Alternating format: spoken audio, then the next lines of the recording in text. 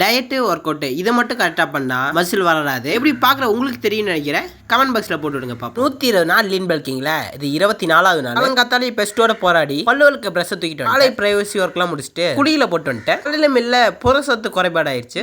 3 tablet எடுத்துக்கிட்டேன். அப்படிலாம் இல்ல, கோல்டு வேற புடிச்சிட்டு ஒரு வாரமா போக மாட்டேன். அதை நீக்கிறதுக்காக மெடிக்கல்ல போய் கேட்டா இந்த மாதிரி எழுதி கொடுத்தாங்க. அதுல 3 எடுத்து போட்டு காலேஜ் கிளம்பிட்டு நம்ம மார்க் ஷீட் கொடுத்தாங்க. அதாவது இப்ப தேர்ட் இயர் ஃபர்ஸ்ட் செம்மோட மார்க் ஷீட்டே இப்பதான் கொடுத்தாங்க. அதை பாத்தீங்கன்னா நீங்களா பயந்துருவீங்க. அண்ணா அந்த அளவுக்கு மார்க் எடுத்து வச்சிருக்கேன்.